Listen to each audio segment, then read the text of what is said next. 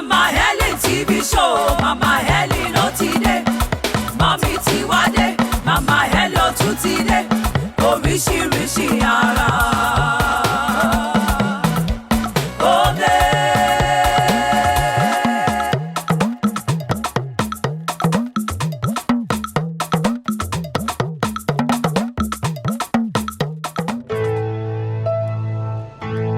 Depression can pop up in PTSD, post-traumatic stress disorder, and PTSD can come from surviving a car crash, going to war and coming back, being a victim of sexual assault. And so PTSD can sort of be forced upon you.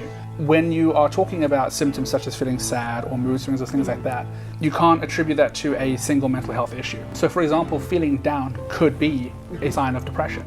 It could also be schizophrenia, it could be PTSD, it could be a lot of different things.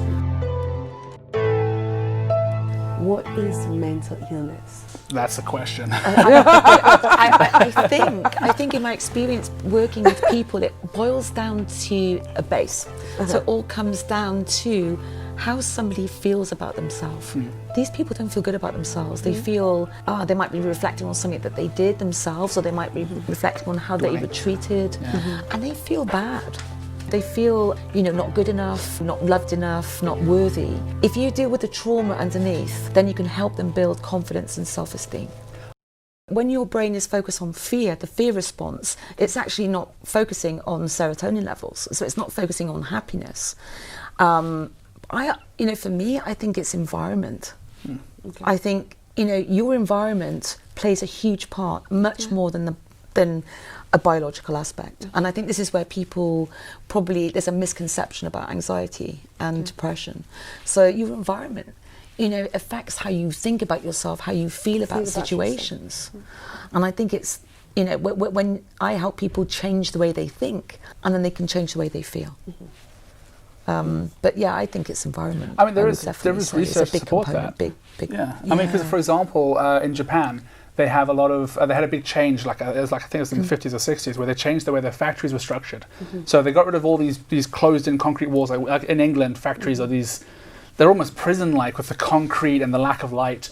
And in Japan, what they did was they got rid of that, and they put in these big glass windows, the walls are just glass.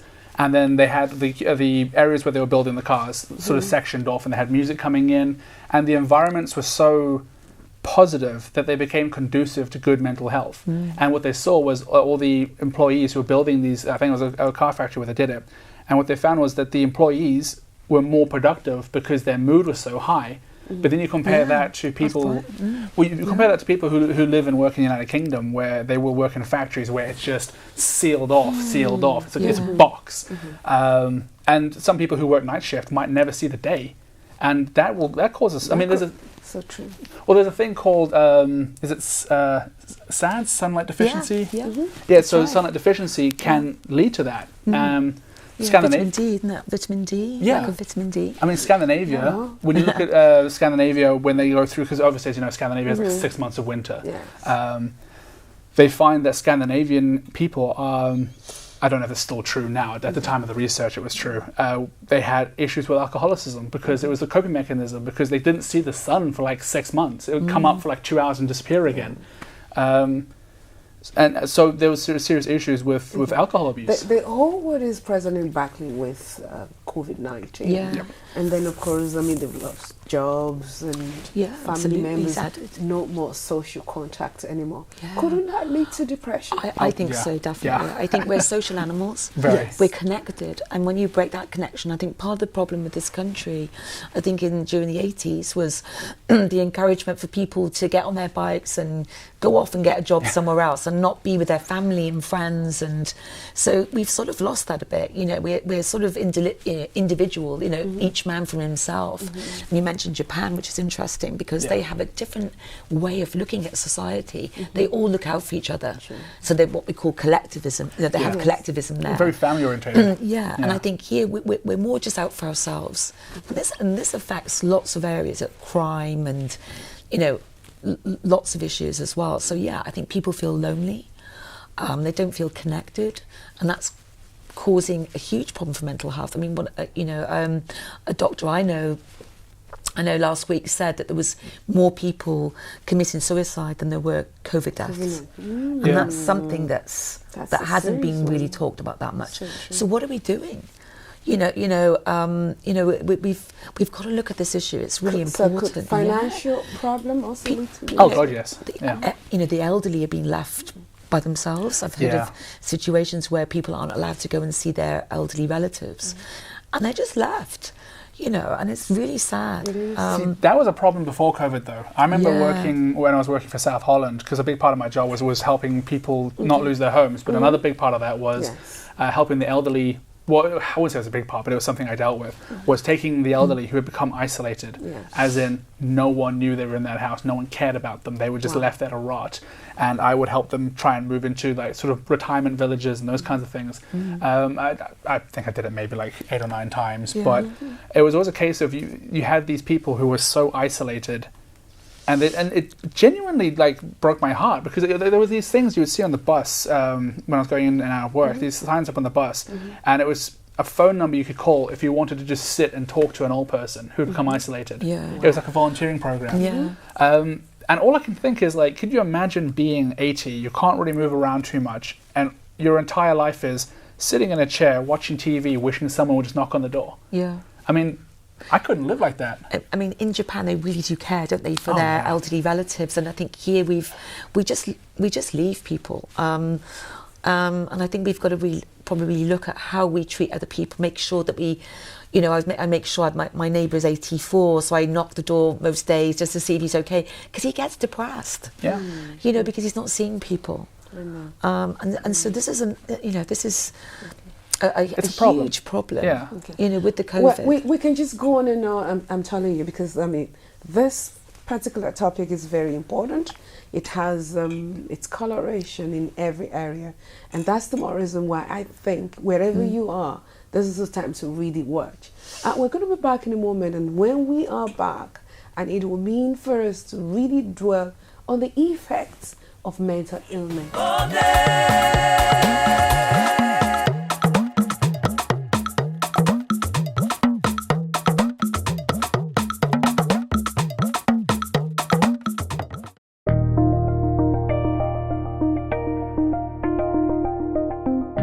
I was the person who was depressed for a very, very, very long time, and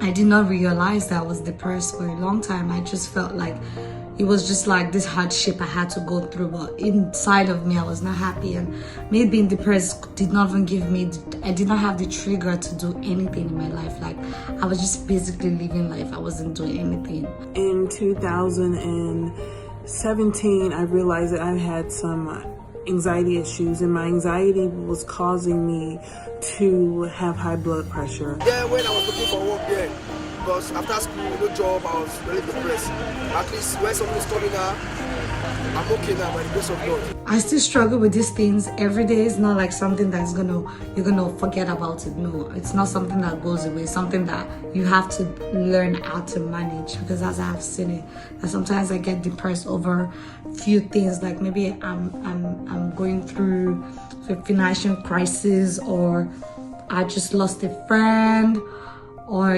anything that actually just triggers my mood, brings me into depression. Through therapy, I found out that I experienced some depression and some PTSD, post-traumatic stress disorder, and through that, I began to find ways to cope with what was going on inside of me, and to find out why those things were going on inside of me. Relating it to people and seeing that point of view. And sometimes when I talk to another person about what I'm going through, or how depressed I feel about myself, it just makes me feel better. And then this person actually tells me what's going on in their life, and I feel like I'm not alone, and that makes me feel good.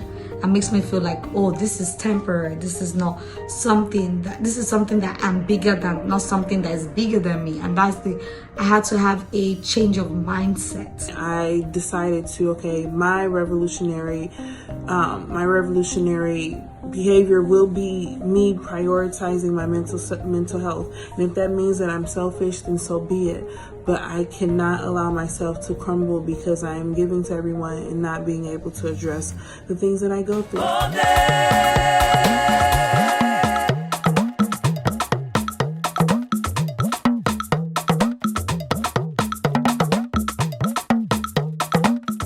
I just want us to right now look at some questions that came out from our social media platforms. And the first one says, I was diagnosed of bipolar disorder, and since then there have been this stigma around me. Everyone thinks I'm crazy, and it's not helping matters at all. What is the way forward for me? Franca from Liberia. I think this is the problem, isn't it, with labels, that what is bipolar? I think it's, and it's, as I said, depression, anxiety, it's all to do with the brain, and it's not something we have, it's something we do. Okay. So don't be put off by a label, to think that this is it and that you can't get better. And I think sometimes this is very disempowering. And take your power back and think, yes, I can get better, and have that belief that you can move forward from it. It's just something you're going through at the moment. Ask yourself, what's been happening? Have you had a bereavement? Has something changed? And you're reacting to it. Okay. Yeah, because remember, our emotions are like this. Yes. We don't stay the same. So it just really sometimes depends on what's going on. It doesn't mean to say you've got this condition for life. That's my belief anyway. My thoughts are more, if you feel that there are issues at home, talk to your family about it. Tell them you're still the same person and that you need their support in this. Just tell them, I'm still the person that I was before this. I'm just going through something, and I will find it easier to move forward if I have my family supporting me. The stigma will be there. I don't know the culture, and I can't comment on that. But stigmas float around. They stick. They go away. Whatever. Okay.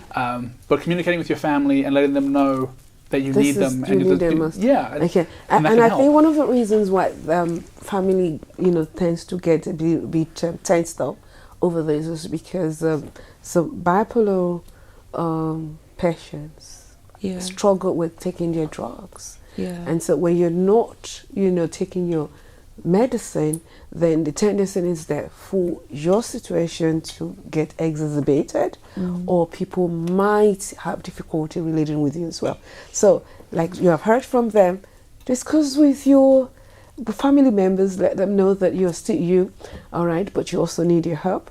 Also, do not be, affected by what you're hearing. That's what we've also heard from them. And then, of course, be on your medication. Very important.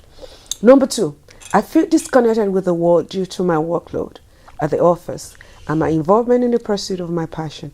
But right now, I feel drained and burnt out. I don't know what to do. Efosa from Benin. Okay. I always ask people, are they happy in their job? When you mentioned about a meaning, sometimes we do a job for so long, it doesn't have that meaning anymore. And it might mean that we need to change our environment. It might mean that we need to change something, that's not working, And it's, fear isn't necessarily bad. Sometimes fear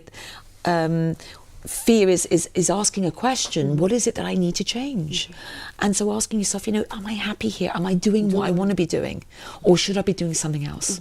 So just tuning into how you're feeling about it. Do I need to really get away from this situation? Because it just doesn't have that meaning or purpose anymore. It's stagnation. I would completely agree with that. Like a growth, isn't it? Yeah, so not growing. This individual has clearly found themselves in an environment where they are not feeling stimulated. I would recommend. Don't forget the workload aspect. Yeah, that's what I was thinking as well. Because it's like the workload. Offices. People always think that because you work in an office, you have a cushy job and it's easy. No. When I worked for South Holland, dealing with all the homelessness situations, I was working long days, continuously taking phone calls, talking to people, trying to figure out solutions to their problems. It was draining at an emotional level as well as a physical level. So for this individual, I would say reassess your situation. If you can change jobs, find something that brings a spark to your life. Okay. Or some boundaries. So don't you think you need the person also needs to escalate this as well? Meaning that if there's a need for you to have, one-to-one with your immediate boss, to say, well, I love it here, and I love what I do. Maybe that person's being put on. There's a need for me to shed some loads so that I can give more to the organization. That's also a very good one right there. That we need to look at. Number 3. So I'll just add to that very quickly. If you can, reach out to a counsellor, because they can give you that advice to help you organize your life like that. So definitely. that's beautiful. Number 3, my mom is in her late 50s, and for the past few months, she's been reacting very weirdly to almost everyone and get really angry at the slightest provocation, to the extent of causing severe damage to herself by hitting her hand against the wall. Wow, that's terrible. What do we do here? That's anger. Yeah. This is Kendra from South Africa. So maybe something's been going on. What has happened? Has a mum had bad news? What's different? Yeah. She's not communicating the way she feels. Remember, anger so is projection. there's a need for awesome. Yeah. There's a need for someone to help. If they belong to a particular church, where they feel that you can reach out to a counselor or pastor or something, that would be a good thing. Yeah. Besides that, you could also approach a therapist as well. Find a way to let your mom talk, because I think that's the symptom of what she's going through is what she was saying, but the root cause is still embedded. So it needs to come out. Yeah, definitely. And not reacting with anger. If someone's angry, then there's some fear there, or something's happened, or they're not feeling great about themselves. So there's something else going on. The mom needs to communicate what's making her so unhappy, and if she doesn't know, then again, therapist. Yeah. Because they can pull that out of you. Therapists to pull things out of me I didn't know I was upset about. Awesome. The next question says, I'm suffering from post-traumatic stress disorder after experiencing jail. The brutality, the deaths, the attacks, and human treatment keeps scaring the living daylight out of me. It's funny to think that I'm scared. I might run mad. I need a solution. Okan from Lagos. Fear is healthy. Fear is completely healthy. It doesn't matter if you're a 12-year-old girl or a 50-year-old man. Fear is acceptable. And I think that's... However... Well, I was going to say, because going back to what Karen was saying, it's about acknowledging you have that fear and being self-aware enough to be like, okay, this is affecting my life. How can I move forward with it? And again, I'm going to go to my go-to answer and say, speak to someone. Is that person, did you say, come out of prison? Did you Yes, say? yes. And I think a lot of, when people come out of prison, there's a lot of guilt there. There's a lot of shame, guilt and shame and fear. Yes. And trauma, this person's been traumatized by it. So true. And, the best thing that I do, that I work with, is the havening, which is the system here that just helps us to feel calm. So maybe that he needs to be able to go somewhere where he can forgive himself, perhaps, for He why needs he to was forgive there. himself. He is not longer in the past. Yeah. So I think, I always say this. Yeah, guilt and Anyone shame that is a big keeps one, mental looking back doesn't have a future. So stop dwelling on the past. Yes. Focus on the future. The future is better. Your presence is now. Yeah. Create your tomorrow. Learn from the mistakes. It was what you it was what you created yesterday Yeah. Well, you've that made brought mistakes. that Grow. experience to you. Yeah. So that was a mistake, but you can walk out of it and still be you, nevertheless. Well, 2 more questions, and I think there will be quite a lot of them actually. We'll just look at it. Could depression lead to loss of memory? Yes. From Ugele. Memory is affected by anxiety, because part of the sleep pattern Cortisol. is your memory is encoded during your first stage of sleep. If you're not sleeping properly, that has an effect on memory, and also the brain shrinks back when it's anxious. So it would definitely affect memory. Yeah, I would also add to that. Not always, but generally. Yeah, it's a rule of thumb. Yeah. But one of the things I would add is when you do have issues with cortisol, high levels of cortisol in the brain, that can affect memory as well. Cortisol, it's good in small doses, like anything in small doses, but too much of it will destroy the body. Yeah. And it can be released It through... suppresses the immune system, so that's when people get sick a lot, when they're anxious. It can age you. Yeah. Your hair falls out. You become aged and all that. Yeah. You sweat a lot and all. Definitely. Okay, the last question, because of time. Can someone's behavior indicate mental disorder? My husband sees every contrary opinion as an attack on him, and this puts people off. He fights verbally with our children, his colleagues, and me. Is this an ego problem, or is it mentally ill? What should we do? Okay, from That's in the same place, doesn't it? Anger is fear. So it sounds like there's something going on. He's just projecting a lot of anger. It's hyper-defensiveness. Yeah. I don't know. It's that's happy with myself. in my experience. In my experience, that stems from insecurities, which in turn stem from again going back to that word, trauma. So I don't, again, without meeting the man, I can't diagnose him, and I wouldn't even try. But I would say that someone who is constantly arguing and constantly in conflict could well, because if he's arguing, he's trying to gain superiority. He's trying to prove a point. So I would say it is related to ego. I would say that he is insecure, and I think he's trying to he's trying to find that concrete base to build himself on. And the conflict, I believe, is a very poor way of achieving that. But that's what he's trying to do. So what would be the best way, therefore? I mean, we have all these emotions. Find out what's going on. But you see, what happens is that when people don't have control of their emotions, so anger is lack of control, they try and exert control over other people. In the external world. Well, that's where abuse comes from. Which never works, obviously. A lot of domestic abuse stems from that exact thing. You see these situations where people are using violence, manipulation, Darvo, gaslighting. Google those terms if you don't know what they are. Gaslighting. Make them feel significant. Yeah, it's and you see things where like a guy will undermine a woman's self-esteem so that he can control her, so that she won't leave him. And the reason for that is because he feels insecure about his value as a human being. So true. I'm not justifying or validating domestic abuse. It's one of the worst things a person can do. It is. But that's why they try to control people, because they themselves don't feel like they have control. So they use these manipulative, disgusting methods. Because it gives that control back. And you'll find those people in their younger life were often abused themselves, so they had that torn away from them. As an example, anyway. That's a very good one. Yeah. Anyway, solution awaits you. We wish you all the best. God bless you.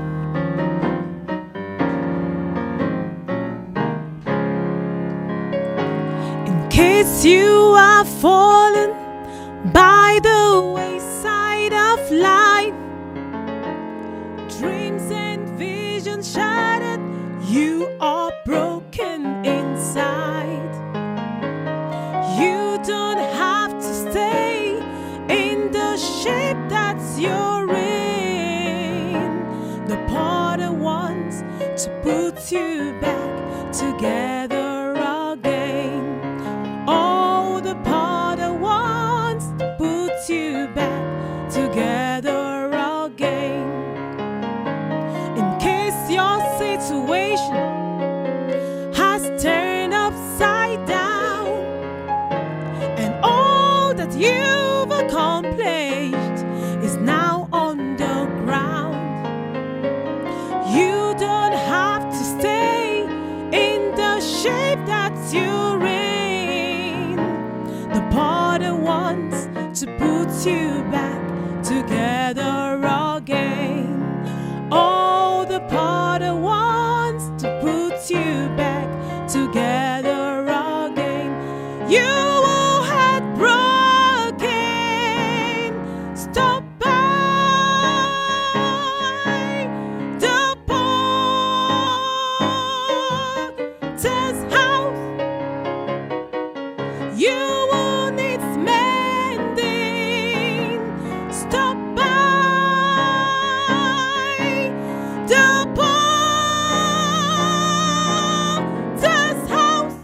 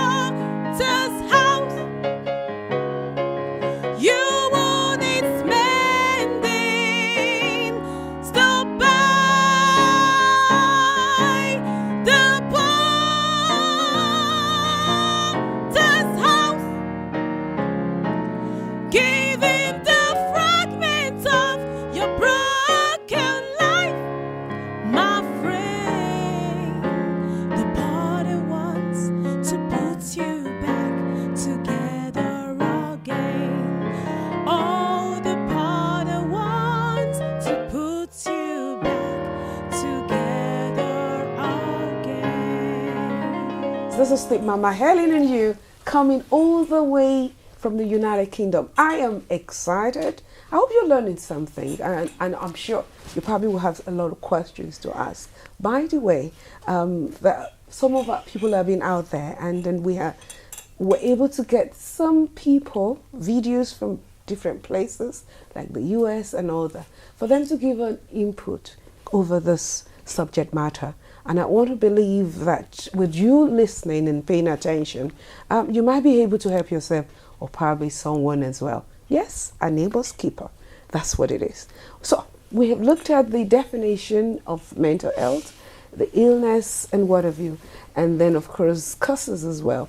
But we also want to look at the effects on an individual, for example, possibly maybe organization as well and what have you. Yeah. So what would you consider as the effects of mental illness? I think, the effects of mental illness, obviously on a person with their families, it affects other people around them. Also, it can affect a working environment. So a lot of, I go into businesses and well, I used to before COVID, and especially with young people that have got problems at home, and helping them to work through them because it affects their work, and often they won't show up, or they're feeling anxious or worried, and then that organisation really doesn't understand, and so they lose their job. And really, and so all so being on sort of hands-on, so open door policy. So I'm there for them to be able to come to me in confidence, but also showing them some tools how they can get themselves to feel much calmer. Sometimes the problems aren't as big as they think they are. People exaggerate, or think that this is such a huge thing, and getting them to sort of see things for what they are. Yeah. So really making these things bigger and just trying to get them to feel more calm, that just telling them that most of the things we worry about don't happen. So the feeling of being stigmatized is also part of the things that can the fear of losing your job, the fear of all these fears that we have, because we're vulnerable, as humans. So if we can try and deal with these fears, like fear of failing, fear of not being good enough, fear of success even, because sometimes people feel isolated if they're successul. So if you can get people to sort of let go of these fears. Half would say this, it's very lonely at the top. Yes. Well, I mean, it's even lower at the bottom. It's worse at the bottom, I think. One of the things worth taking away from that as well is the knowledge that certain jobs passively punish people with mental health issues. So, for example, if you go into the police, you go into the military, and you see a therapist, and that pops up on your record, you're I want to be careful how I word it, but you're kind of seen as compromised. As in, if you have these issues, there's a possibility that people could use that against you. Obviously, I don't know if that's true of all branches, but I know people who are going into the military who have psychological issues that they don't want to get treated because if it comes out, because obviously if they go through any system, it's always going to end up on their medical record. And then as soon as that medical record makes it to their sergeant, their commander, well, you're compromised. So people will keep it to themselves. I mean, soldiers are some of the worst people in the country for taking all the terrible things they're feeling. They go through terrible things, and they will keep that inside even after they're out, because now they've got this mindset. Someone is watching out there and is wondering, I am actually suffering. I'm going through some of the things that you probably would consider as symptom. How do I get out of this? I think you've got to look at the biological component of why we have fears and what happens with those fears. Because we're all connected, we can't survive by ourselves. Isolation means your chances of survival would be reduced. So if you were out by yourself, then the chance of survival would be much less. So I think this is inbuilt in us. So being on our own doesn't make us feel safe. There's two words that should never exist side by side, which are juvenile prison and juvenile detention, and we have that. You shouldn't be taking children, and these kids come from rough environments. They come from broken homes. John Bowlby, who was a very famous psychologist in this country, he ran an experiment where he found that young men, 13 to 17 age range, from broken homes where they were experiencing violence, where it was single mother environments, that kind of thing, they were more likely to end up in the prison system. Mama Helen, it's to take you higher, it's to build your home, make you smile again, keep a day with Mama Helen and you. Mama Helen and You, showing on the African Broadcasting Network.